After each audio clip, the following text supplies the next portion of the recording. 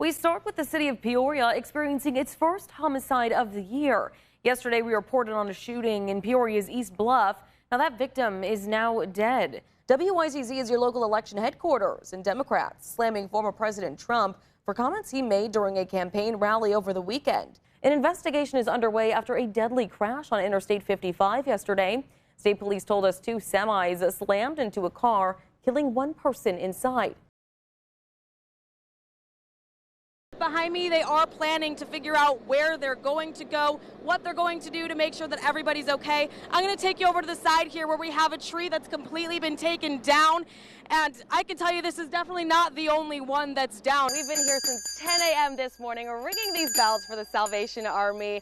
And that money is going to help for youth and family services, for veterans programs, and so much more that is so important to our community right here. This agreement has been a long time coming for Rivermen fans. And this comes also after the Civic Center was approved for a $20 million bond from the city.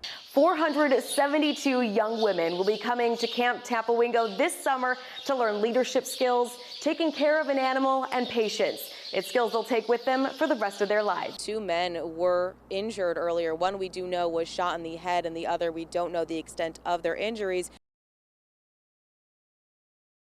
5 males shot and 1 female stabbed, and 2 of them now dead. WYZZ is your local election headquarters. The polls are open for the Illinois primaries today. This morning, our own reporter Jack Wozikas is live at the ICC campus. Now, Jack, what does turnout look like so far?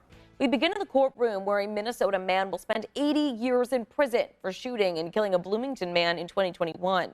West Peoria's Fire Protection District asked voters for 2 different tax increases. The first one will allow the department to start providing ambulance service. We start in a developing story.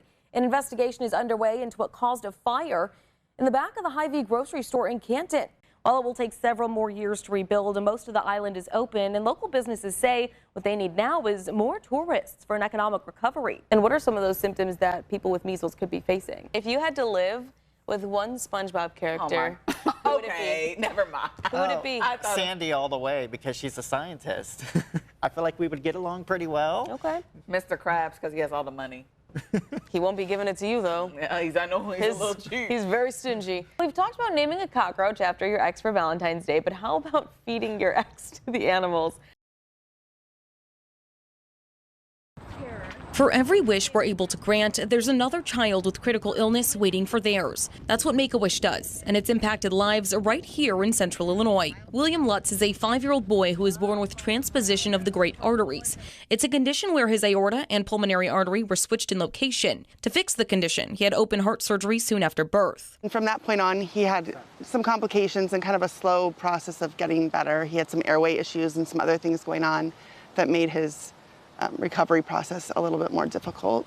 Doctors told William's parents, Teresa and Mike Lutz, about his condition when she was pregnant. Shortly after he received open heart surgery, Make-A-Wish contacted them. That's when his journey started, and he decided that he wanted to go to Disney World. Make-A-Wish confirmed plans in 2020, right before COVID-19 hit. He was 3 at the time. Once the world opened back up, the wish came true in October of 2022. We were very excited when we found out that that would happen, just because I would say almost weekly he would say, am I going to get my wish? Am I going to get to go to Disney World? And I would say yes, yes, and I would, just was hopeful that that really would happen. And once it did come true, Make-A-Wish had the process solidified perfectly. They really made it very seamless, I feel like. They really tried to watch out for us. We had a good plan in getting there. As for William, what was it like being at Disney World? Amazing. What was your favorite part?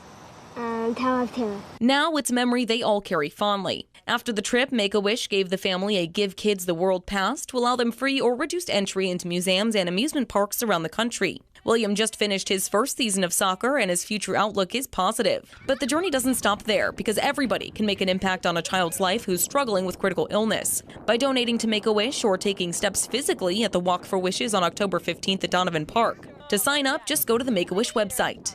In Peoria, Sheridan Hurtig, WMBD News.